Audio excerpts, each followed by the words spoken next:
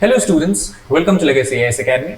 Today we are going to discuss about the process of Rajya Sabha election, how the process is completed and what is the significance of Rajya Sabha in our democracy. So first of all, why this particular issue is in news? Because recently it has been announced that on the 10th of June, Rajya Sabha elections will be held in 4 different states of India and various parties have in this context accommodated their legislators from at least 3 different states in different resorts. Now, why this step has been taken? So basically, there is always a threat before elections that the potential poaching of these legislators can happen by the rival parties, so that they can increase their seats in the Rajya Sabha. This kind of practice is frequently seen not only before Rajya Sabha election but other elections in the legislative council of the states as well. And this kind of steps actually underlines the importance that is given by the political parties to the elections and gaining the seats in the upper house of the parliament. If we talk about the present election, so this election that is called as biennial election will be held for 57 different seats across 15 states. However, out of these 57 seats, 41 candidates have already been declared as elected, as there were no one who have opposed these candidates and they have been elected unopposed last week. In these candidates, we have eminent politicians like P. Chidambaram as well. Now let us try to understand about the political importance of this Rajya Sabha election. So first of all, why political parties want to gain a strong foothold in this particular in the upper house of parliament? The main reason is because every political party see any extra seat as a affirmation of passage of the bill if it is brought to the assembly later. So every Rajya Sabha seat count as any bill, except those bill of course which are designated as money bill by the Speaker of Lok Sabha. As the money bill, with regard to money bill, Rajya Sabha has very limited power. It can only give some recommendation which can be totally accepted or rejected by the Lok Sabha. However, in case of ordinary bills, both houses enjoy equal powers and thus passage of bill necessitate having a stronger foothold in the Rajya Sabha. Now, if you look at the total number of seats of the Rajya Sabha, total 245 seats have been designated. But if you look at the winning of the seat, we can see that in last 3.5 decades, that is almost 35 years, no ruling party has ever touched the 100 marks. Forget about the half of the 245 seats. Not even a single political party has been able to get 100 full seats in the Rajya Sabha. Currently, the Bharatiya Janata Party is at 95 in terms of seats. So, NDA government so far has managed to get crucial bills, however, passed despite not having clear majority with the help of its allies. For example, we have AIDMK, then we have YSRCP as well as Biju Janata Dal. So, the support of other parties and allies, the BJP has been able to manage to get the bill passed, important bills passed. Now, let us try to understand about the procedure of election to the Rajya Sabha. So, Rajya Sabha is a permanent house unlike Lok Sabha and thus is not dissolved and cannot be dissolved. However, to maintain its continuity and to allow new members to become member of the Rajya Sabha, every second year 1/3 of its members are retired. The first time when the members had to retire after the first Rajya Sabha, the retirement was done on the basis of token system or the basis of lottery system, we can say.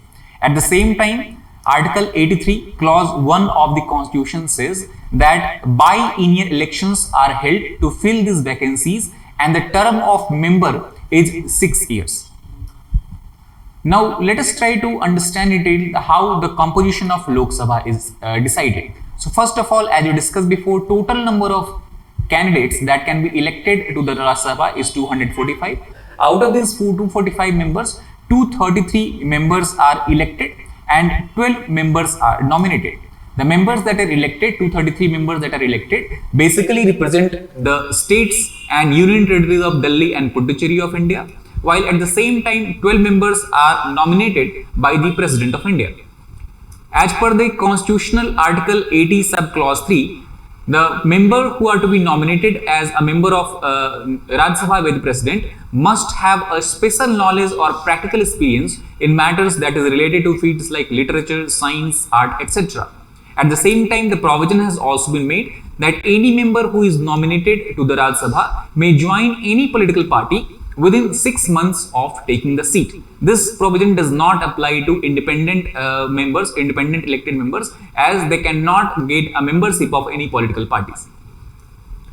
Now, how the voting procedure is done, who votes, and how the voting procedure is concluded. So first of all, the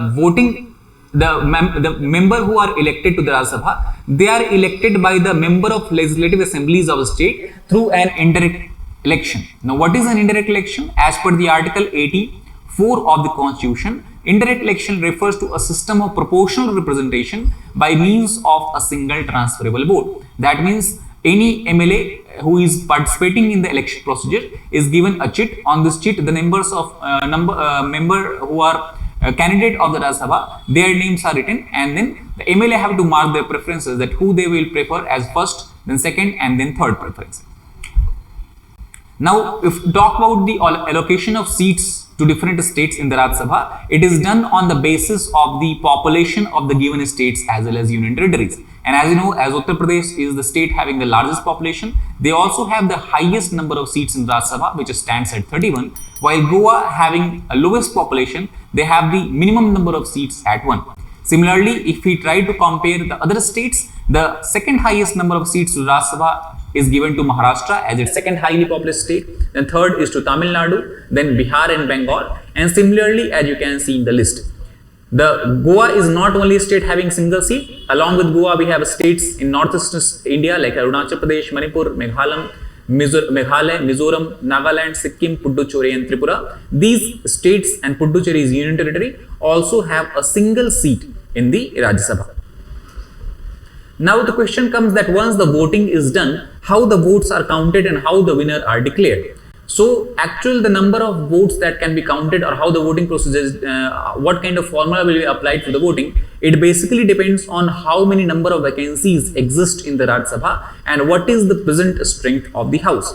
So let us try to understand this from the example. So as per the Election Commission's Conduct of Election Rule 1961, if suppose that in the Rajya Sabha only one vacancy is there, then in the case if 100 votes are polled for the Rajya Sabha election, the 100 vote will be divided by 2 and 2 plus 1, that is 2 plus 1, that is 50 plus 1. 51 votes will be required for the candidate to win the candidacy of the Rajya Sabha.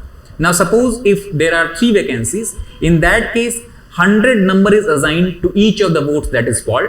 Then this 100 number into suppose 100 member has voted, so 100 into 100 divided by 3 vacancies plus 1, so 100 to 100 by 4 and plus 1 is added to that number. So we get 2500 plus 1. So now the candidate required 2501 votes to win the candidacy of the Rajya Sabha seats.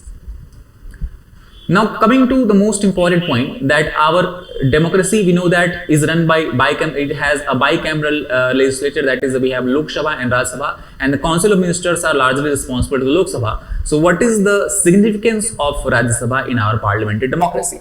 So first of all, Rajya Sabha enjoys certain special powers as compared to Lok Sabha in certain cases. The first such case is that Rajya Sabha can pass a resolution where if it is when it feels that it is important or it is expedient in the matter of national interest to make certain laws and legislation on the state list, then it can be done. This has to be passed, however, by a special majority. That means in Rajya Sabha, not less than 2/3 of its members present and voting. So this is something that power is not enjoyed by Lok Sabha, it is specific to the Rajya Sabha itself.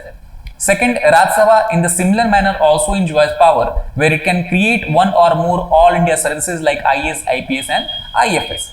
Not only that, Rajya Sabha also enjoys special power when it comes to the matter of approval of national emergency or president's rule, national emergency or financial emergency. In that case, both houses actually enjoys equal power, but the case emerged that Lok Sabha can be dissolved. So if Lok Sabha is dissolved and the propagation of or promulgation of national emergency have to be extended, in that case if Rajya Sabha passes this, the national emergency can be extended for a further period of 6 months. So these are the 3 cases where Rajya Sabha has we can say unequal power as compared to the Lok Sabha. So what we can say in the conclusion as far as the relevance of Rajya Sabha is concerned, that first of all, Rajya Sabha helps in checking off any such decision that has been made in a haste or can be defective in nature, careless or ill-considered, but however has been passed by the Lok Sabha. So Rajya Sabha gives ample opportunity for revision and second thought on such cases. Second, it also facilitates giving representation to the eminent professionals and experts who cannot face the direct election by the way of provision of nomination to the Rajya Sabha, where 12 members can be nominated who are eminent personalities in different fields by the President of India. And third, significance lies in the fact that it maintains the federal equilibrium by protecting the interests of the state against the undue interference of the center.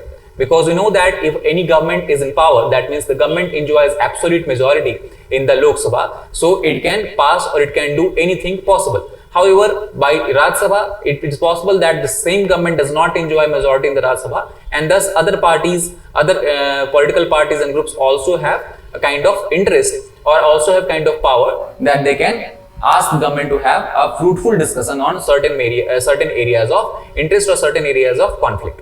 So these are the ways or these are the manners in which Rajya Sabha is still very relevant in our parliamentary democracy and plays a very important role in checking the dictatorial tendencies of the central government. So that is all about this particular issue. I hope you understood about the concept well.